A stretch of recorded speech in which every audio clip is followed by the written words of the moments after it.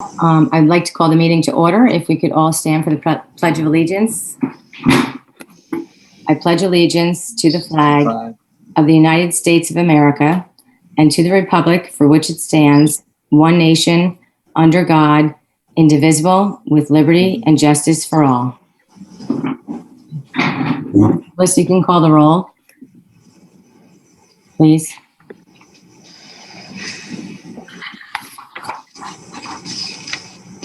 Okay. Miss Egan? Here. Miss Fahey is absent. Miss Marcus is absent. Mr. Parati? Here. Miss Rubinich? Here. Miss Calderon? Here. Miss Skellin? Here. Mr. Stampone? Here. Miss Wadowitz? Here. Okay.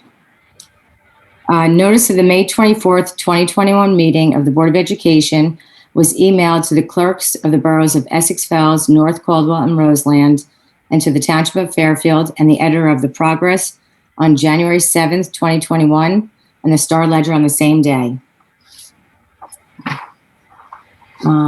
Welcome, everyone. As you can see, we are on Zoom. I know I said last meeting that we were going to be going to in-person meetings. So I just want to apologize that we are on Zoom, but we decided that we're going to be looking into live streaming our meetings. Our policy right now states that we're just going to be auto recording it and posting it the next day, but we are going to be looking into live streaming. So moving forward, we will be remote as we are looking into investing in some equipment, cameras, microphones, and we'll also have to change our location of where we have our meetings. So I just wanted to apologize again for, we've made a decision. We're going to stay Zoom until we work out those details that Melissa is working on for us, getting some prices and stuff. So that is, again, why we're in remote again. Tonight we have Lisa Swanick, who is our Director of Fine and Performing Arts. She's going to give us the update on her department. And we also have our curriculum report this evening from Ryan Gupta. And that's all I have tonight. Damien, do you have anything? Good evening, everyone. I have a short report tonight. Just a couple things. The weekly COVID report, we continue to move in the right direction, which is a great thing for our region and the state of New Jersey. Our numbers are going down, which is great. Things are starting to loosen up. Restrictions are gradually being lifted. Great news for our state and for our region. We had some committee meetings within the past couple weeks. Our building operations committee met, our medical committee met. There's been a number of announcements that Governor Murphy has made within the past week and a half regarding masking, social distancing, indoor and outdoor gatherings. Literally by the day, things are changing. So one thing I do want the board to keep in mind is that some of these announcements that come out, they don't directly apply to schools. We have to wait for the official guidance from the New Jersey Department of Health to come to schools. So you may hear an announcement, but you have to look because there could be something that comes along with it where it doesn't apply to a public school. So typically what happens is the governor makes an announcement and about a day or two later, we get follow-up guidance from the Department of Health. One thing that did come out today is some very basic information about returning to school in the fall. We are waiting still for more specific guidance from the Department of Education, but right now we do have some basic guidance that came out today for the fall. But as I mentioned in the previous two board meetings, our goal is we're opening 5 days a week in the fall, full days of school with lunch, and whatever the guidelines are, we'll follow, but that is definitely what we're committed to at this point. Okay, and a little later on in the reports, the principals will talk a little bit about some of the items that were looked at in our previous building operations and medical committee meetings. Okay, so with that said, I'll turn it over to Mrs. Swanick. Melissa, if you can just stay on that first slide, and then I'll just say next and you can advance. Great. Good evening. My name is Lisa Swanek. I'm Supervisor of Arts for the West Essex Regional School District, and I'd like to thank the Board of Education and Superintendent for your time this evening. The last time we were together, we were on stage. It was 2 Januaries ago when we had just completed our ribbon cutting ceremony for the high school auditorium renovation, and we were primed for an active spring season. And after we ended the school year virtually, we spent the summer and much of this school year, but really getting back to in-person learning and activities. And I must say, the look on the faces of our students when they returned to campus in July for marching band, hearing buzzing saws in our wood shop and the smells of our lemon chicken and garlic in our culinary department. The arts at West Essex are alive and well in 2021. But before I begin, I also would like to give a special thank you to all of our teachers, our administrators, the staffs, the school nurses, Miss Kinsey and Miss Logan especially, Peter Davis, Tuant Fetty, Shara, and our buildings and ground staff, because without them, the incredible support they have given us this year, our department really runs because of their support. And so I really wanted to take this moment to just thank them. Next. Tonight, I'm going to focus on 3 district goals and how our department supports those initiatives throughout the year. And our first goal really is to support student growth and achievement. And we address this in 3 ways. First, we're looking to improve the climate and culture of our district. And tonight, you're going to hear some stories about how West Essex has impacted the lives of so many students who've passed through our 100 wing. And every student that walks through our halls is encouraged to explore their passions and develop a growth mindset. Arts integration, cross-curricular learning, and development of social emotional learning and problem-solving skills really create an authentic learning experience for our students, and it provides them with an opportunity to find their own voice. And with finding their own voice, that allows them to communicate with the outside world.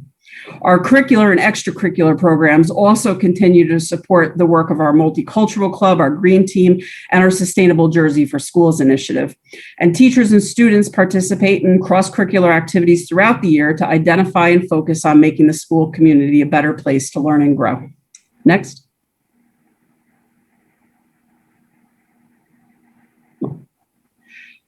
Next, we're going to focus on classroom instruction. And while we look to focus our curriculum to meet our state standards, assessment is also an integral part of that learning process. And over the past several years, our department's been working toward portfolio development, project-based learning, and project-based assessments, which really allow our students to demonstrate all their scholastic and artistic talents hands-on. And this initiative continues. This was going on before the pandemic. It had an influx of some technology during the time we've been shut down, but really a lot of the opportunities and technology available to our students were here before our past 2 school years, and we're going to continue to let them grow and develop. And Melissa, if you can click on the sample for culinary arts for me, can you see that? Does it let you do it? Which one? Culinary arts, sample 1. Oh, no, wait. Back up.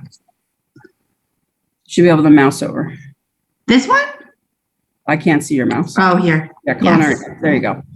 So I want to just highlight 3 samples. So our Cooking for a Cause Club that was started approximately 5 years ago. If you want to scroll through this, Melissa, just slowly, they've put together an Adobe Spark website to really have the school community come together to cook for a cause. And they've done things throughout the year, such as turkey drives, bringing food to shelters. And they do a lot of work also with Tony's Kitchen and the Ronald McDonald House. So we really were excited when they shared, and this was all developed by the students, what they shared their talents and their expertise. And now all of our students in the arts are afforded a creative cloud subscription, which gives them access to all of our Adobe suite, whether it's Photoshop, Illustrator, InDesign. So this was a sample of that. If you can back out from there and check out the next one. Portfolio development, like I said, has been an initiative that we've been working on the past several years. And so this really, some of it was the brainchild of Tim Shea and working with the department to start to create websites that when the students are graduating, they're going to be able to have a body of work that they're going to be able to electronically take with them, regardless of what their major is going to be. So we're looking at, whether it's you're in a STEM class, if you're an art class, a music class, starting down at the middle school level to, start to curate this body of work that by the time they graduate school, they'll have something to take with them. And if they go to the final one, the other one I wanted to bring to your attention was Padlet. This was a new program that our district started. Our teachers in our arts department love and jumped right on. It's used heavily for peer critique, also used for, in lieu of a gallery walk. They used to, hang artwork on the walls in the rooms and go around and give feedback. And now this is really a wonderful way that regardless of their location, that they're able to show their work, in class and then also out in the community. You can go to the next slide. And then lastly, the remote and hybrid learning environments really have had the greatest impact on the arts department. Teachers were forced to totally reimagine their educational approach to education. And I really feel like they've risen to the challenge. The results, regardless of and I have a young one at home too, and definitely does better in in-person learning. But I really feel like, the big takeaway is that it's really given students more ownership and a heightened sense of ownership in their learning and their personal development. And our teachers have really encouraged them throughout this time to really, take that time to do a lot of independent exploration to hone their skills. And, while we recognize that, the challenges the years presented, the goal throughout has constantly been to promote high levels of student achievement and citizenship and service to our community. Next. And then tonight, I'd like to focus on the accomplishments of our West Essex students this year. And in lieu of a lot of in-person competitions, many of our students participated virtually through competitions, performances, and exhibits. And the following slide that you see before you is a representative list of the students who participated in the inaugural Arts Ed Solo and Ensemble Festival. We have many students that were involved, and you can see the gold, silver ratings that our students have participated in. So we're very proud of all their accomplishments. And then also in addition, Logan Bogomil and Gianna Lodato will also be representing West Essex in November at the Macy's Great American Marching Band on Thanksgiving. So we are always so excited Thanksgiving morning to turn on the parade, and everybody texts everybody, are they there yet? Are they there yet? So we are very excited to see them, and we wish them the best. We've been fortunate enough this year, throughout the year, to be able to hold a lot of our performances in person, whether it's dance, music, theater, and that hasn't happened everywhere in every district. So it's really, our music department's finalizing spring performances, and our dance team and our spring musical will be streamed in the next few coming weeks. But really being able, and I'll talk a little about this when we get to the next goal, but really being able to do all the things to ensure that we can come in and do what we always have done, at the highest levels and safely. And then I'm sure Mr. DiLiberto sends this out in his newsletter, but I'm also proud to announce that for the 8th year in a row, that the West Essex Regional School District was recognized as the best communities for music education. This is a recognition of the commitment and support that the district and the community has to promoting and supporting music education. So we are extremely proud. We had some banners drawn up that we're going to be hanging in both buildings. And, next time you're in the building, it'd be great for you to check those out. Next. Another spotlight, moving on, students in our power mechanics course were selected to participate in the New Jersey School Boards Association Steam Tank competition. And 2 student groups were selected based on their solution to design challenges.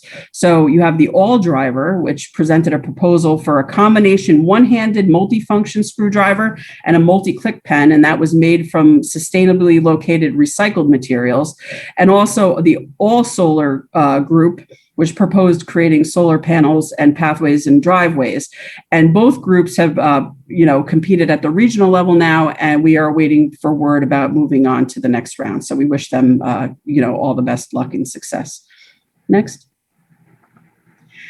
And then West Essex senior Sophia Lee was recognized for the Modern Plague of Gluttony it's an art exhibit, and that you kind of see that in the middle on the left, actually on the right, through the Art Administrators of New Jersey. They have an emerging artist exhibit that they do each year. And in addition, Carolyn McKellen and Lillian O'Boyle participated in the NJPAC Late Winter Art Exhibit. And then I was informed today that Josephine Duva is going to be recognized in the congressional art competition for the 11th district in the coming week. So, as soon as I kind of put out an all call to say, let me know all the exciting things going on, then I get another email. I get another email.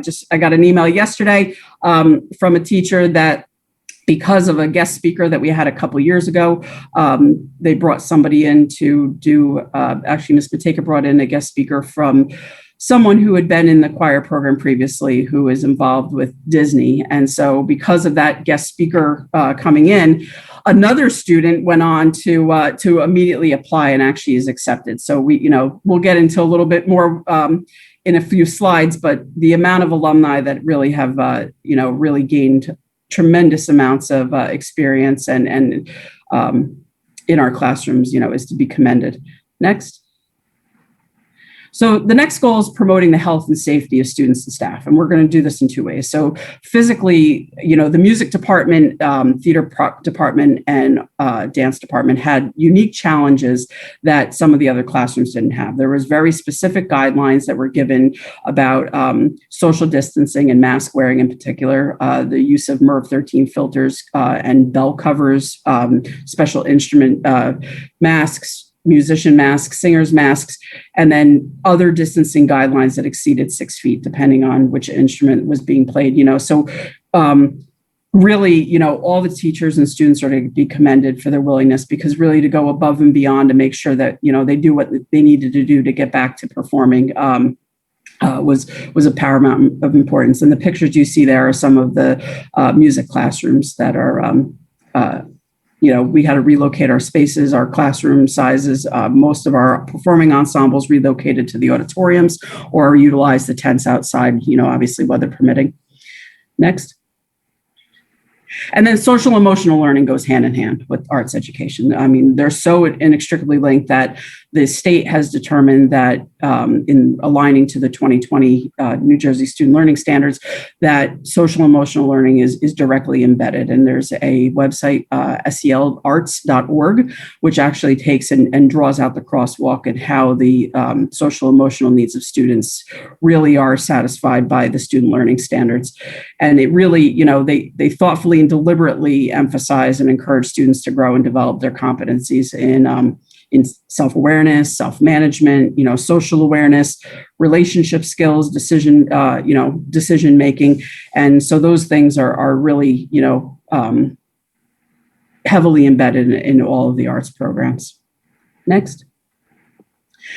And then our last goal, strengthening communication with our stakeholders. So, whether it's through parent-teacher communication, district communication, professional development, our vertical articulation, any of our district and local media, and the community outreach. This year, I do want to highlight that our middle school STEM teacher, Ms. Danielle Perciello, created a monthly newsletter called STEM Spot that's sent out on a monthly basis. And that really highlights all the students' accomplishments in our middle school STEM 7 and 8 programs. So that this is one area that we've, increased communication, and we're looking to further create more websites and newsletters and get more information out, as it becomes available. Next. And so we've heard about all the accomplishments of our students, this year. So I want to talk about a little bit about the students that have, graduated the halls and gone out in the world to make a difference. And I interviewed a lot of alumni for this project, and there was some, common threads to all of it. They all had a teacher that was basically a foundation of what gave them the inspiration to go into what they were going to be doing for a career. I spoke with designers, illustrators. I talked to gallery artists, producers, actors. We have executive chefs, fashion designers, photographers. And, I spoke to one gentleman who has a patent that can trace his days in West Essex back to Rich Bettini's paramechanics classes and sitting in physics classes. So the common denominator is usually a teacher that has made a difference in the student's life. And, when we look back, and I go back a little bit with, the next couple of slides. When we look back 10 years from now, looking at all the teachers that are in our classrooms now and what kind of impact are they going to make on the next lives of the next generation. And so John Frangione, who was in the class of 2015, he actually did an independent study while he was a senior looking at theater production and actually doing some plans for redesigning the auditorium. And he graduated from Fairleigh Dickinson with a degree in theater design and a concentration in audio. And he has now gone on multiple national and international tours. He's been, part of Chorus Line. He went and spent some time in China. He's currently serving as an audio executive with PRG. And, he really looked at his time in Maskers is really the driving force behind where he got today. And he was, most proud that they actually, Fairleigh Dickinson actually created the John Frangione Theater Award for students graduating in theater. And that was a lot of, to do with the fact that he actually helped them develop that program. Next.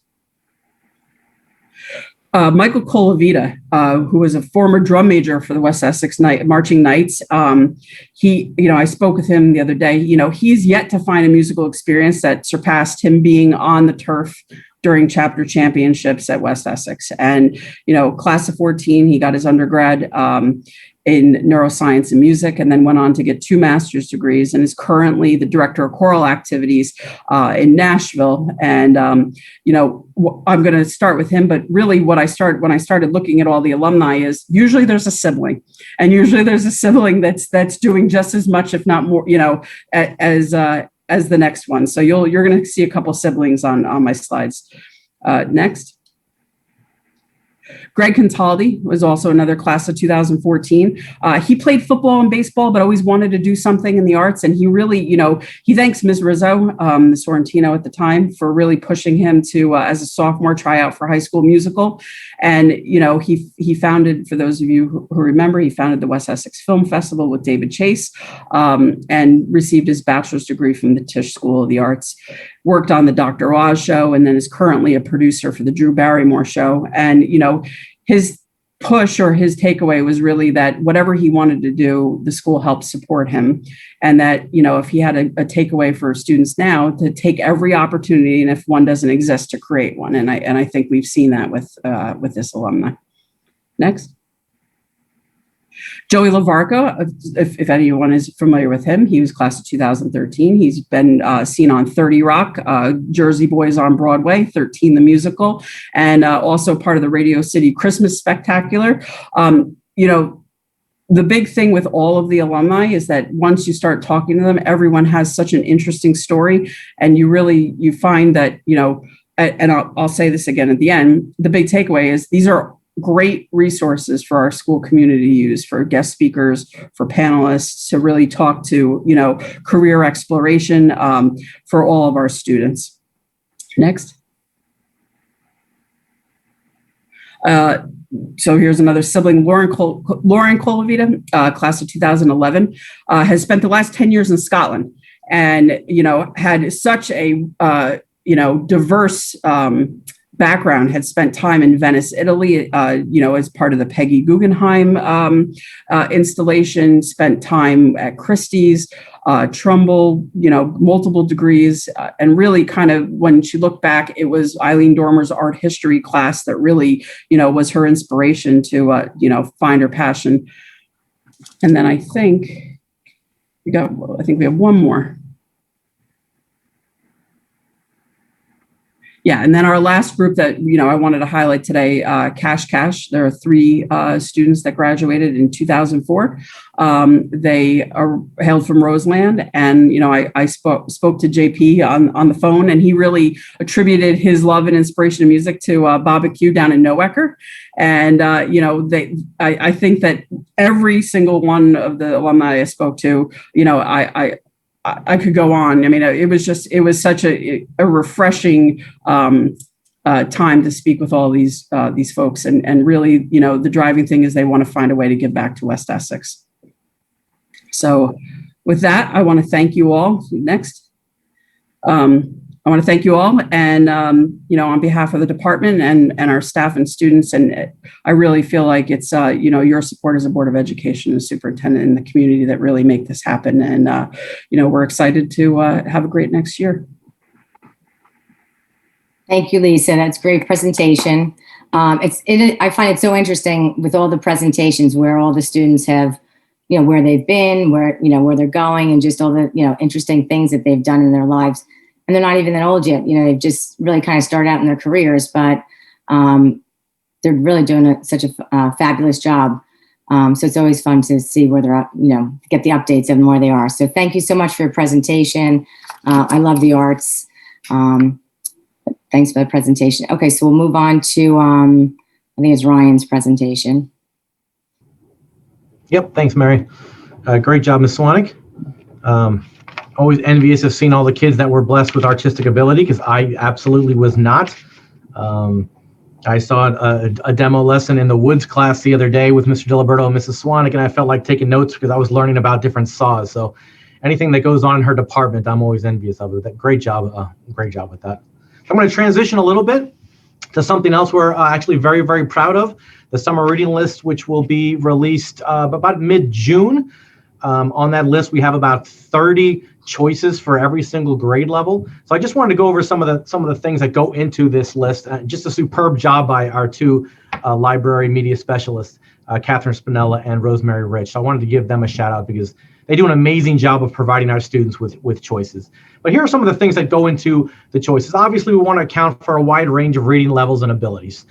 Students read at all different kinds of levels, so we want to make sure the books that are on that list pertain to all those levels. A variety of formats and genres. These are just some of them, whether it's a graphic novel, fiction, nonfiction, pop culture, inspirational stories, memoirs. We try to cover it all. And something we've worked very hard on the last few years is respecting the diversity of many differing points of view. That has been a topic of conversation in the past. We know there are a lot of different points of views, whether it's the author or whether it's the character in the story, whether they're Latin, Black, young, old. We try to provide students with a different views.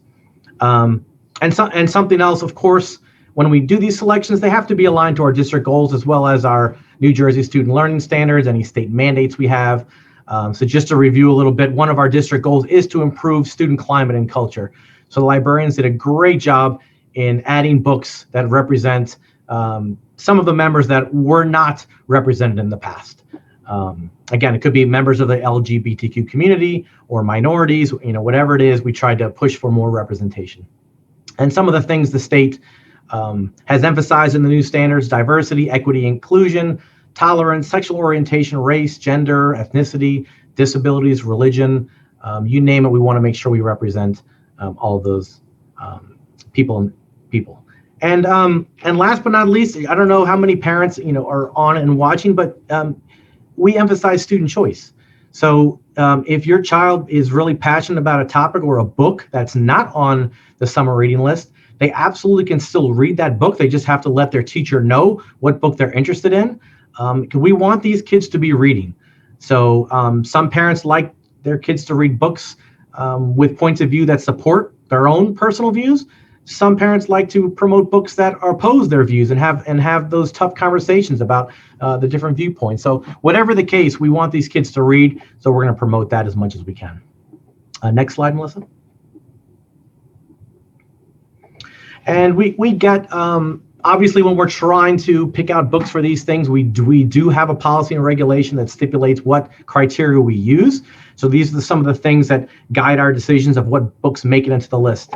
Obviously, they have to have some educational significance. We want high appeal, high student interest.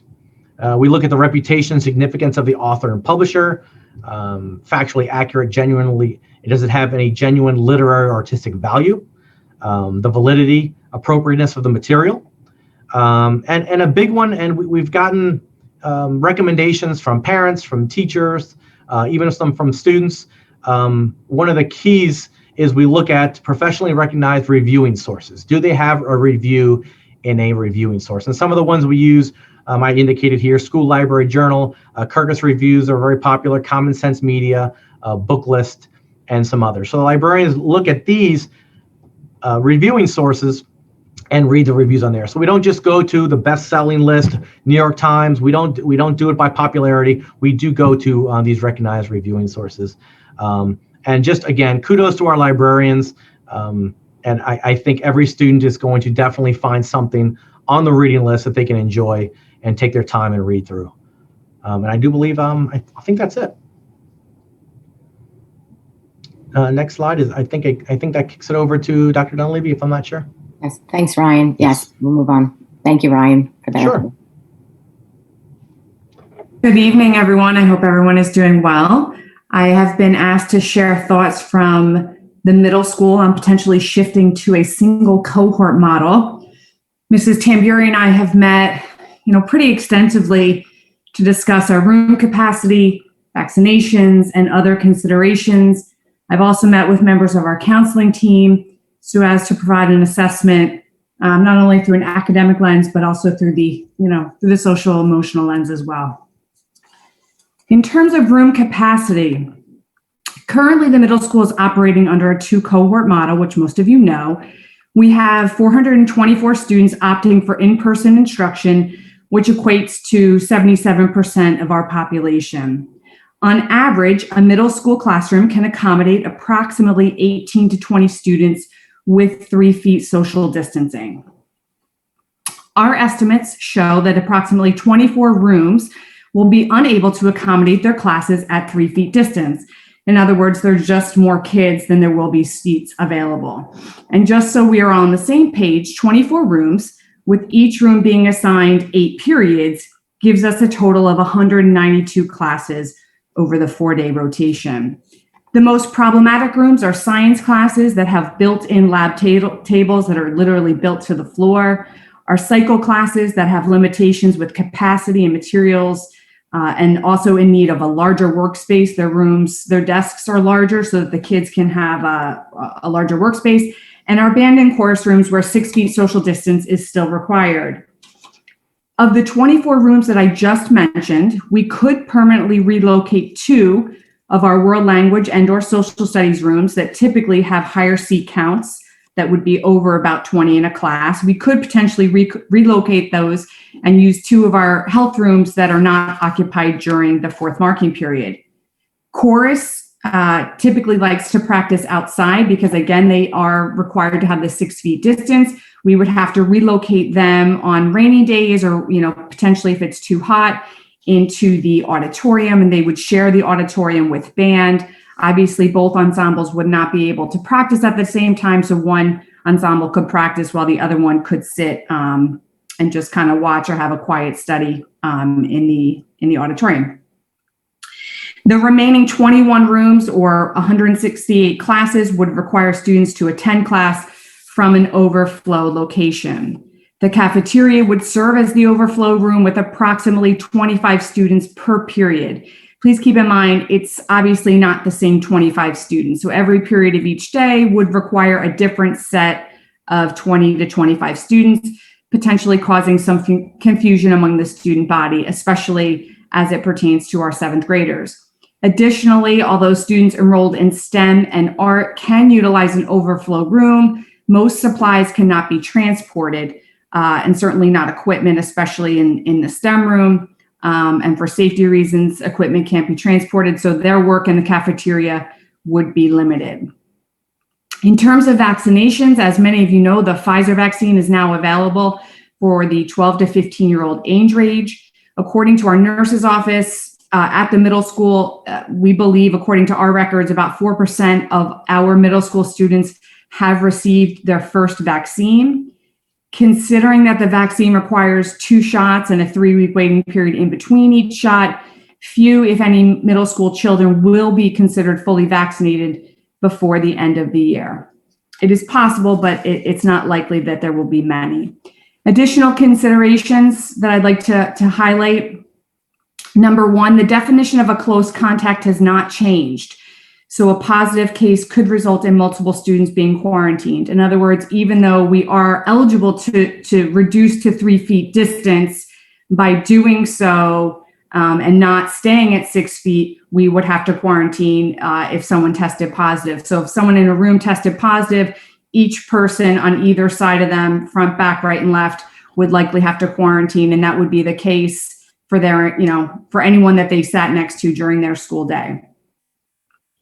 I also want to note that the middle school in particular has been extremely careful and diligent with our planning so as to not compromise the high school's graduation, their award ceremonies, or other events. We intentionally held both of our grade level activities, the We Unite 7th grade activity and the 8th grade Powerhouse Studios event, in late April and early May, so that potential quarantining would not impact the high school graduation. We're certainly aware that many of our students have siblings in the high school, and we certainly would not want to jeopardize their older siblings.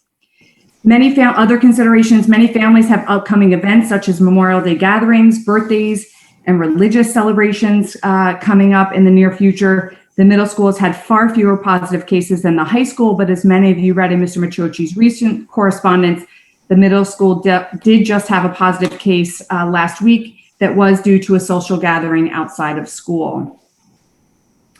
After meeting with our buildings, operations, and medical committees, both of whom contain parent representatives, it was also brought to our attention that some parents whose children are currently attending in-person instruction would likely opt their child out and have their child finish the year remotely if we did go to 3 feet distance.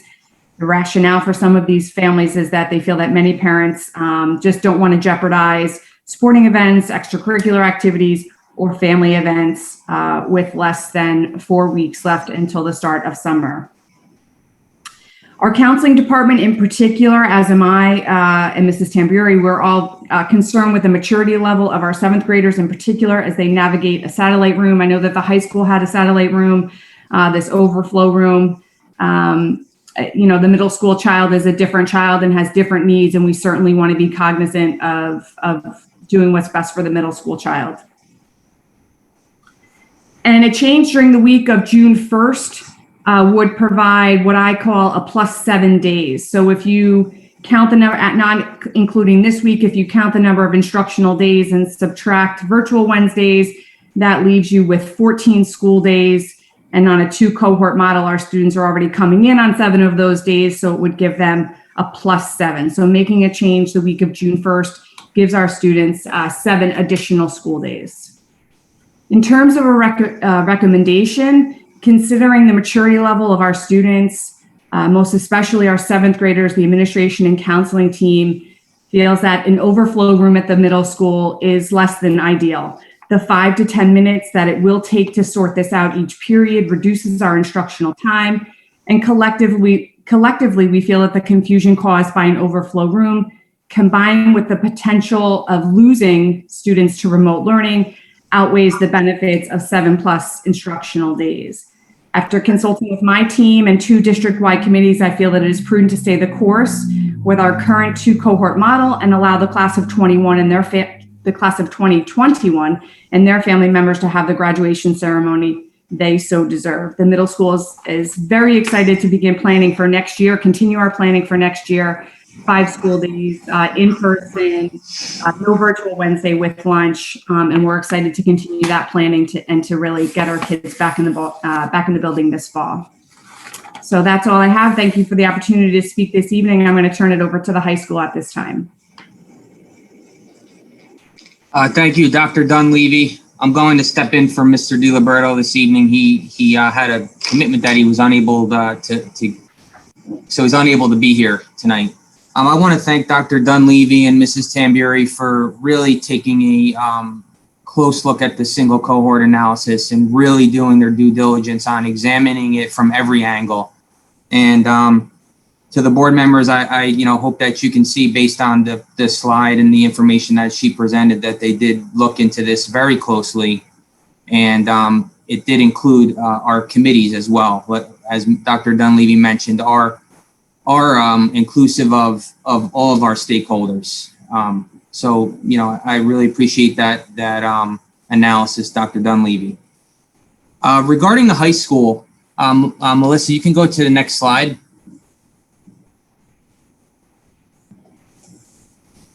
Okay, I know that more of the attention on this analysis was for the middle school, but in consulting with Mr. DiLiberto, who also did a similar analysis as well as attended both committee meetings. In conclusion here, dropping the 3 feet really doesn't provide a benefit to the high school, except possibly reducing or eliminating probably eliminating satellite rooms. Another key item out of the analysis here is what Dr. Dunleavy mentioned earlier, and that is that a close contact is still defined as 6 feet, and dropping that distance risks quarantining 20 students or more if there's a positive case in a classroom. And I will say that the case that we had last week, if we had been in 3 feet social distancing, probably that number of individuals would have been quarantined over the next 10 days. So that is one of the benefits of staying at the 6 feet and staying the course for the rest of the year. In a minute, I'll ask Ms. Kita to go to the next slide, but we do have a slide that I'll share with you to show you in-person attendance compared to the number of students per day who attend a satellite room. And you'll see that the initial satellite room attendance, there's a decline that has taken place since the beginning of the marking period.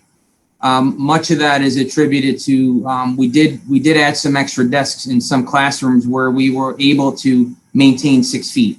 So some desks were added, some furniture was moved out. We did everything we can to try to make those rooms, get more kids in there, but still maintaining 6 feet. And I don't want to steal Mr. DiLiberto's thunder, but there are likely some more announcements that will be coming this week with some more positive news with some of our upcoming events.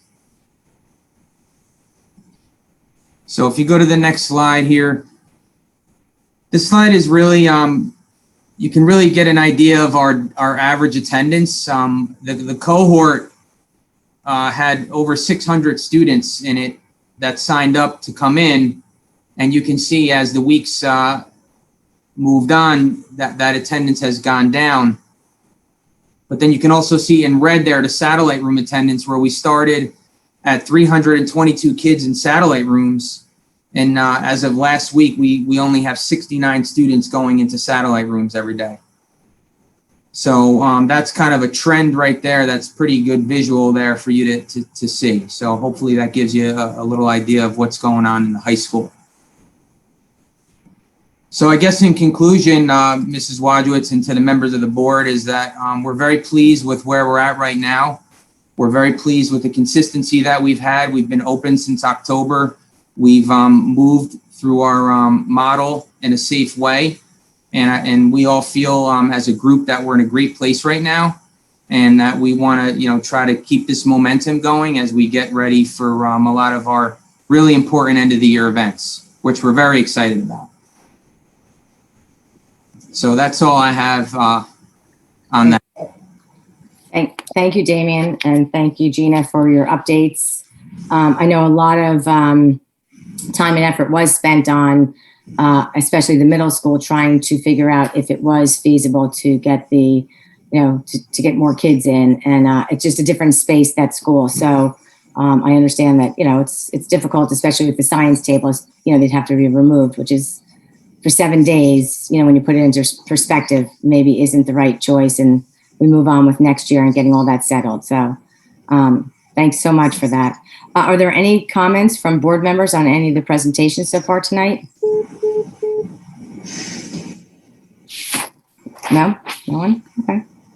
Are there any board committee reports? Go ahead, Ray. Okay, thanks, Mary. So, I have a finance committee report. So we had our meeting on May 13th. It was an in-person meeting with one person attending via Zoom, and the attendees were Cindy Egan, Tulan Fetty, Melissa Kita, Damian Michochi, Frank Parati, Mary Wojcicki, and myself, Ray Stanfone. So the first thing we spoke about was facility upgrade. So we had a presentation by Pure Lighting. They came in to talk about this UV disinfectant system, and they gave us a little history of the technology. UV light has been around, they were saying, since 1904, treats disease. It It works at the molecular level, so it helps destroy some of the DNA and RNA molecules and makes the molecules sterile. So that's great for situations like we're in now. It also works for mold and bacteria. They gave us an overview of their systems that they offer. One of their products was an air purification system, as well as a UV light system that cleans the surfaces. So that helps protect against the pathogens. And it also helps improve the longevity of our air conditioning units, where that's where a lot of mold and bacteria live. So it helps sterilize them as well. Improves the air quality and reduces the risk of associated chemical cleanings and stuff like that. So some positives to it. For the unit ventilators that we have, the UV light will be completely inside the unit. So you don't have to worry about any light leaking out. The hybrid system, which they offered, it cleans the air as well as does that light that protects the surfaces and cleans them. And those would be used in areas that we don't have unit ventilators, such as hallways and bathrooms, stuff like that. So let me see. They also have larger ones that will sanitize, like the gyms, the auditoriums. They wheel in and they can disinfect those systems. So the good thing is the UV light doesn't penetrate glass or plastic. So if you're walking by the room, you don't have to worry about having the light come out at you. So, like I said, we're thinking about doing the hybrid solution for the hallways and the bathrooms where there are no unit ventilators. These systems are easily to obtain and easily to maintain by HVAC personnel. The light is easily purchased, so it's not special lights that you have to go purchase at an exorbitant amount. And so we have this Title I grant money that we'll be getting back this year that we could use for this project if we decide to go with it. And this also helped the unit ventilators by getting away from the MERV 13 filters. So that'll extend the life of the unit ventilators as well. And we can go back to the normal MERV that I think we had MERV 8 at the time. But we still need further discussion on this. So it was a good presentation. We're still going to kick this around a bit before moving forward. Speaking about unit ventilators, the middle school is in need of 27 of them, and we received a proposal from Clima for the middle school to install them. We also talked about an electrical upgrade, where we went out at the last board meeting. We requested proposals be sent in. 6 companies proposed electrical upgrade. We had to split into base bids and options. So there were 8 options that we asked them to all bid on, and we looked at them, and the best one that came out of that trade study was Post and Kelly. So we're going to be moving forward with them to do the electrical upgrade. HVAC for the middle school and gymnasium, we're asking DeCara Rubino for an estimate to put rooftop HVAC in the middle school and the cafeterias and the gyms. And they provided us with an initial proposal on what that would take, and we're going to set up a meeting with them to discuss it further before moving forward with requesting bids. We are going to be replacing a hot water tank at the high school the week of June 23rd through July 1st. In the back of the gym, so that area will have to be shut down. It's a 1,000-gallon water tank that needs replacement. The unit is a little faulty, plus we don't need something that large. So we'll be replacing that. From middle school projects, we're going to be upgrading some of the middle school classrooms, the supervisor's old office, teachers, faculty room, and the cafeteria. And the state is mandating that schools nowadays have panic button systems put in place. Our school's ahead of the game on this. We already have that in place, so we'll be receiving a refund for the money that we spent to put that system in place. So that's a nice give back to us. And that was it. The meeting concluded at 8:18. Great. Thanks, Ray. Um, Oh, go ahead. Jan, you have a question? No, just next Okay. report. Go ahead. Okay. Does anybody have questions for Ray? Okay. All right, I have two reports. First is the curriculum committee report. Ryan has covered most of it in his presentation tonight. The purpose of the meeting was really to review and discuss the summer reading lists. And I think the only thing I would reinforce from what Ryan said is that, you know, the librarians should really get, the library team should really get some kudos for their efforts. These are excellent reading options that are being offered to our students, and they really worked hard to make sure that the selections were aligned with both the board and the administration's goal to support positive and inclusive climate and culture at West Essex. So really pleased. The curriculum committee was very pleased with what we saw. And again, thanks to Ryan and thanks to the library team for that. I also served as the West Essex Board's representative to the New Jersey School Boards Association meeting last weekend on May the 15th. Every school in New Jersey has a delegate that serves in that body. And there were really two resolutions that were approved that I want to share with the board tonight. The first was a resolution that concerned efforts to create an inclusive environment for all students. And that resolution language was finalized as the NJSBA believes that local school boards and districts should make all necessary and appropriate efforts to raise awareness, employ best practices, and create an inclusive, safe, and positive school climate for all students, including but not limited to those that are actual or perceived as being lesbian, gay, bisexual, transgender, questioning, or other sexual orientation, gender identity, or expression. So that was passed by the delegates. And the second was focused on new policy language around parent advocates. And that language was finalized as the NJSBA believes that trained non-lawyer parent advocates provide a valuable service to parents and students. Mandatory training of non-lawyer parent advocates is essential to protect the interests of parents, students, and districts. Training for parent advocates should result in an understanding of the appropriate role of a parent advocate, as well as the requirements of federal and state special education laws and regulations, IEP development, and conflict resolution. Training should be ongoing, and the state should provide funding for such training. Again, both of these resolutions are for the New Jersey School Boards Association, but this board obviously looks to them for guidance in some of our policy matters as well. So I'm happy to take any questions on either of those. No questions? Okay. Thanks, Jan. Does anyone else have any board committee reports? No? Okay. Are there any other comments? Oh, go ahead, Tony. I'm sorry. Okay, the Essex County School Boards meeting, is that, you want to report on that? Sure. It's probably not as exciting as what Ray or Jan just briefed, but we had a Essex County School Boards Association meeting last Wednesday. It was a nice meeting in the sense it was about student achievement as well as school board recognition. There were 38 participants, and 8 of those were West Essex board or administration members. So I'll just call them out. In addition, there was Ann Fay, who's not here tonight, but it was Ann, Damian Machochi, Deb Sacco Calderon, Jan Skelton, Mary Wojciech, Melissa Kita, Ray Stampone, and myself. You may wonder why we had so many there, because we knew that from the previous board meeting on May 10th.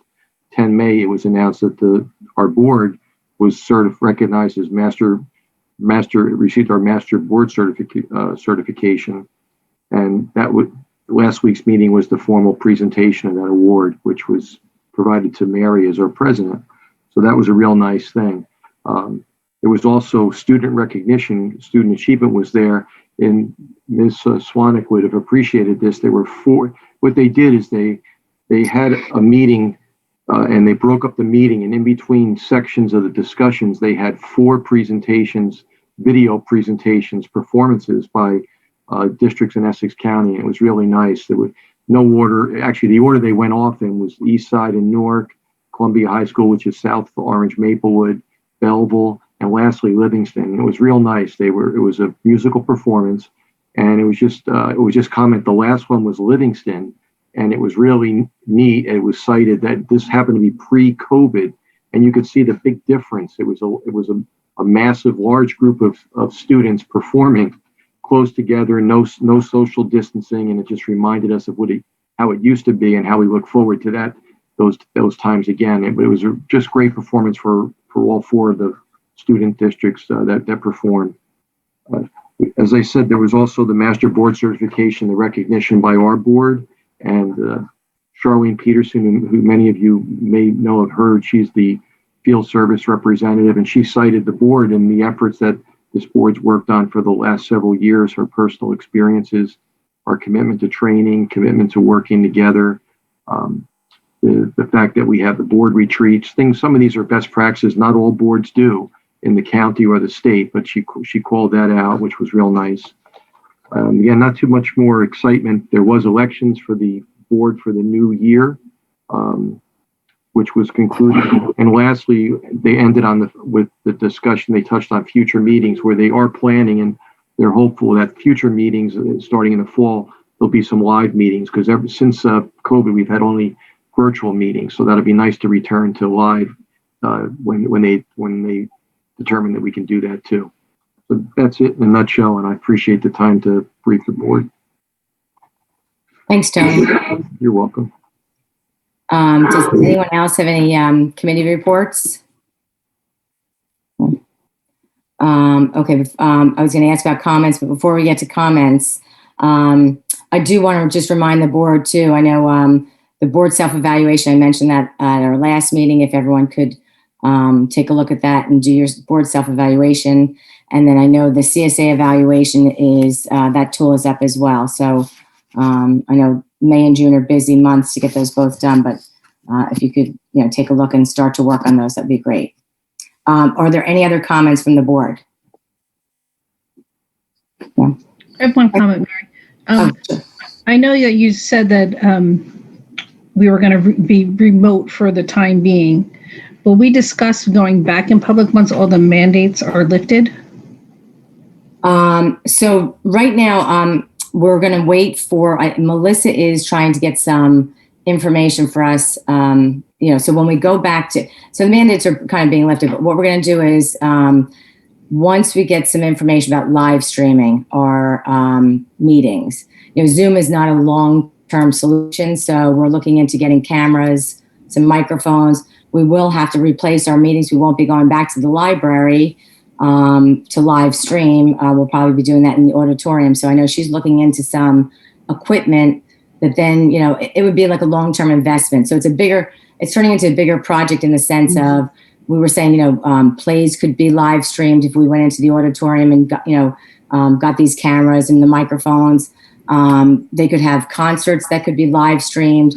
So, after kind of taking a step back and talking about the live streaming, Damien, Melissa, and I were talking this week about, the bigger picture might be to invest in something like that. This way we can, do our, have performances in the auditorium and then also hold our meetings there. So, we're kind of on hold until she's going to get us some quotes. And then this way I can bring, she'll bring it back to the board and then we can have a discussion on, the live streaming of our board meetings in that, in that sense. Great, so, thanks. I'm just going to say for right now, we'll stay Zoom until she gets us a little more information. And then we would need a timeline to when that equipment could be installed. So, And Ms. Wojcicki, just to give you an update too, Ms. Swanek has been an essential part of this too. I'm sorry, I didn't mean to. No, that's, so we had a meeting today, just as an update. We did have a walkthrough of the auditorium today with a company regarding the long-term solution, because this was actually a phase 2 plan for the high school auditorium. Okay. When we had done the initial renovation. A long-term plan would have been to have put cameras in, to make have the capability in there to live stream plays, just like Ms. Wojcicki said. So we are having those discussions now. It should, hopefully within a week or so, we should get some quotes back. And then Finance Committee will commence and go from there. Perfect. Yeah, this way we can, incorporate the our board meetings with, other projects as opposed to just putting a camera in the, in the room that we used to use as our board meeting office. Instead of just doing something there that would just be for the board meetings. Right. Like I said, I didn't mean to slight Lisa Swanek, but I know her and Melissa have been working. And like Melissa said, well, this was a phase 2 project. So if we're going to be going back to in-person and we're going to, live stream our meetings, maybe the bigger picture is we move our meetings to the auditorium and we get that all established, and then it's, it can be used for more than just the board meetings. So, yes, once we have all that information, I'll bring it, like we said, we'll bring it back to the board and the finance committee, and we can, go from there. So we'll stay remote. Instead of just putting a Band-Aid on it, we're going to look towards the future, like I said, to something more permanent, for our meetings. So. Okay, great. Thank you. Okay. Yeah. Any other questions or comments from the board? Yeah. Okay. So then at this point, we will move on to public comments. In accordance with bylaw 0167, a copy of which is available on the district's website, the board is now opening the meeting for a period of public comment. Please remember to announce your name, place of residence, and group affiliation if appropriate. Your statements will be limited to 3 minutes in duration. The board will, of course, consider your comments as they relate to the obligation to effectively govern the West Essex School District. Please remember that the agenda items are the items that we are voting upon tonight. Any comments or questions on any of the presentations this evening should wait until our second portion of public comments. And any comments regarding students or employees are discouraged and will not be responded to by the board. And specific questions regarding your child, your individual child, should be directed to the teacher, supervisor, or building principal. So do we have any comments on agenda items? No? Okay. No, we do not. Okay. Then seeing no comments, we will move on to our agenda items. Finance. Cindy, do you want to take finance? Sure. The following finance motions are made at the recommendation of the superintendent of schools. Anything placed on this agenda, items 1 through 35, will be voted upon in one motion, and I so move. Second. Okay. Are there any questions or comments? Okay. Melissa, you can call the roll. Ms. Egan, Yes. Mr. Parati, Yes. Mr. Rubinich, Yes. Ms. Calderon, Yes. Ms. Skellen, Yes. Mr. Stampone, Yes. Ms. Wojcicki. Yes. Tony, do you want to take buildings and grounds? Sure, Madam President. The following building and grounds motions are made at the recommendation of the superintendent and schools.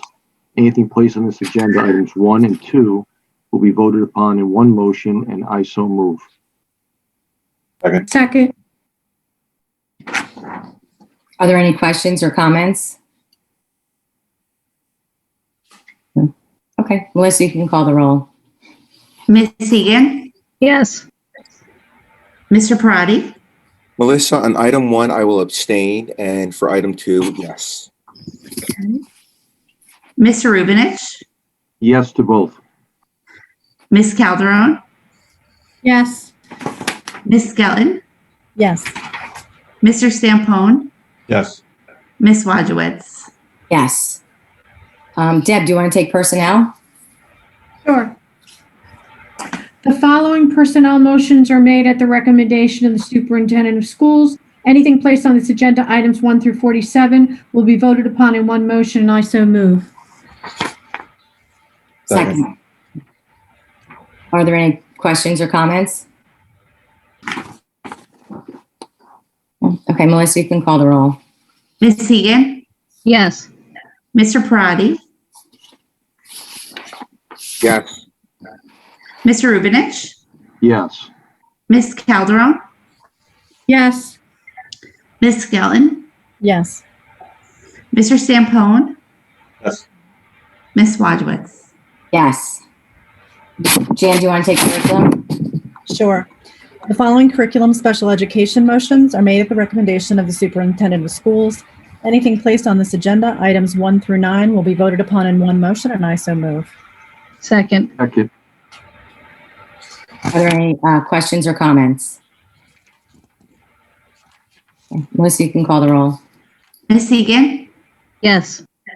Mr. Parati, Yes. Mr. Rubinich, Yes. Ms. Calderon, Yes. Ms. Skellen, Yes. Mr. Stampone, Yes. Ms. Wojcicki. Yes. Frank, do you want to take miscellaneous? Yes. The following miscellaneous motions are made at the recommendation of the superintendent of schools. Anything placed on this agenda, items 1 and 2, will be voted on in one motion. I so move.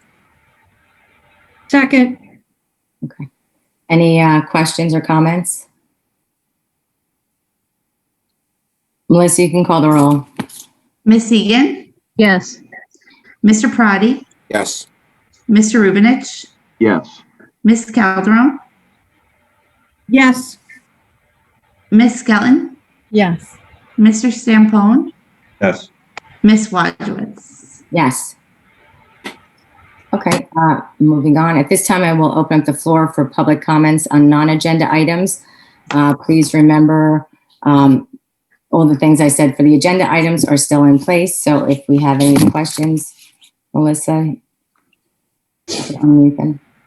Okay, our first hand up is Lisa Kellick.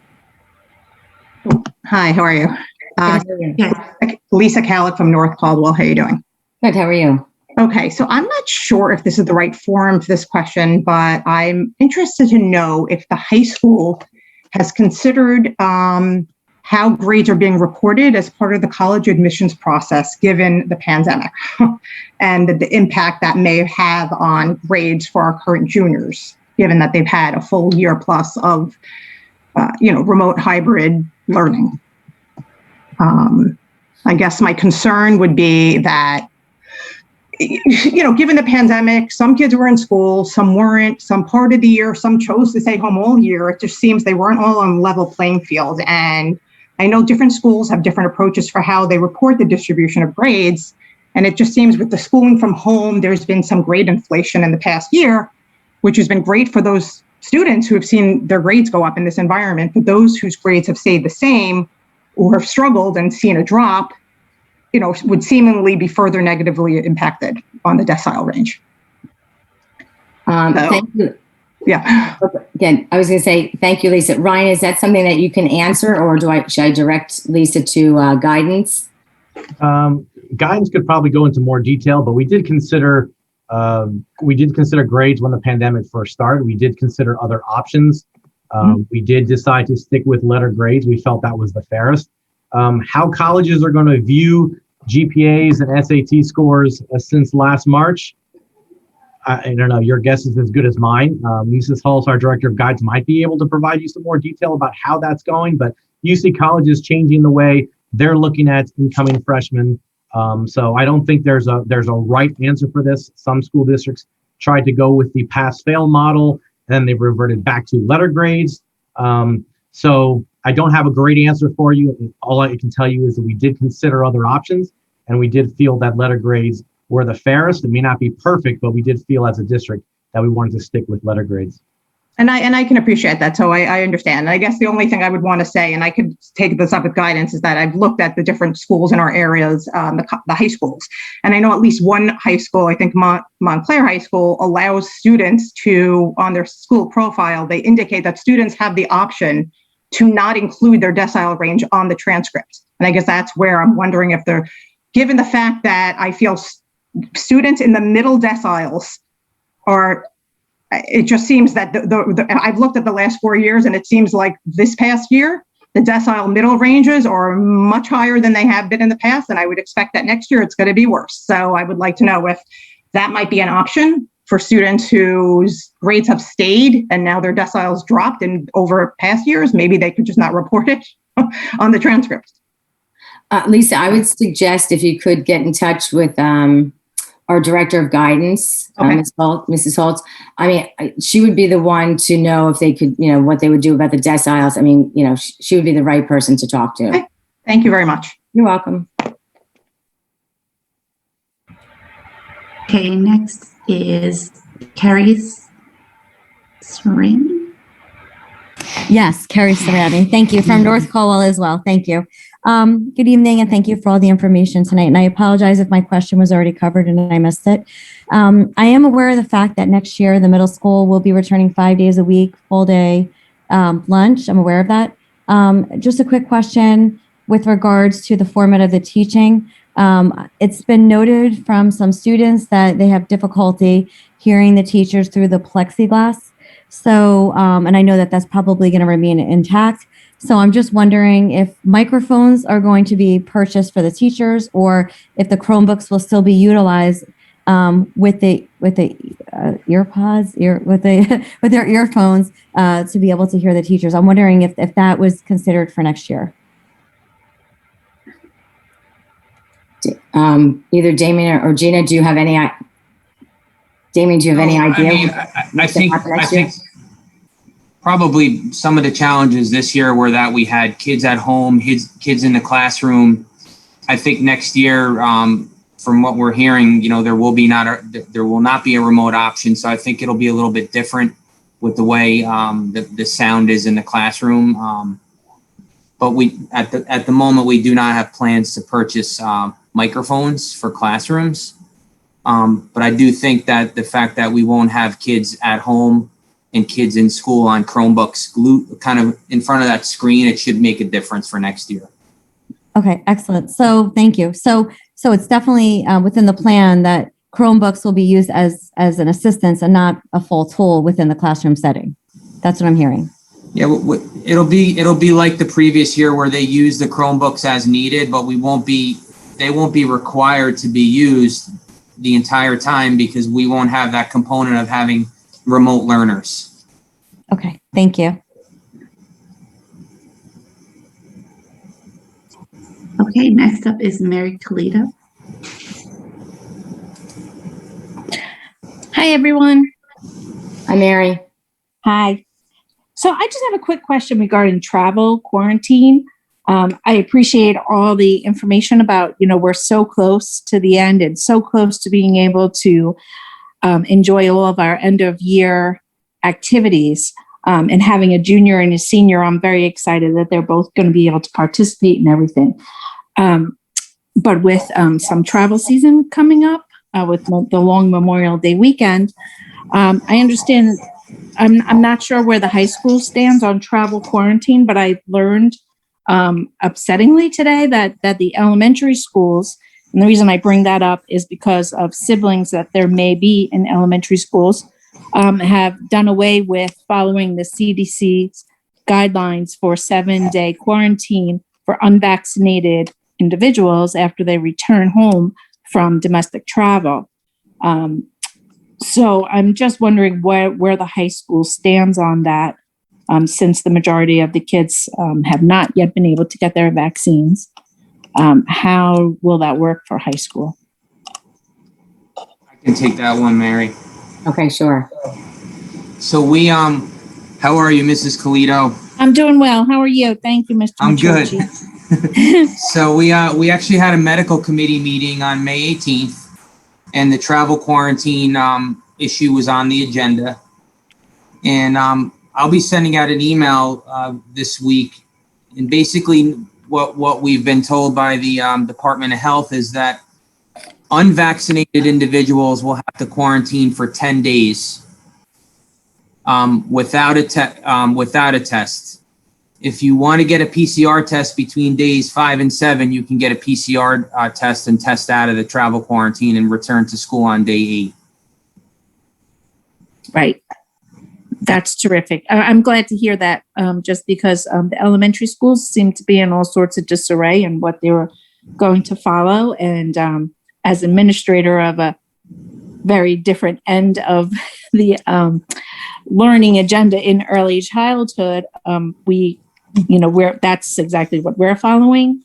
And, I just wanted to make sure that everyone is sort of getting, I feel like if the high school gets on to that and says that this is what we're going to follow, then perhaps the elementary schools will also follow that due to the sibling relations. So thank you for answering my question. Thanks, Mary. Well, Okay.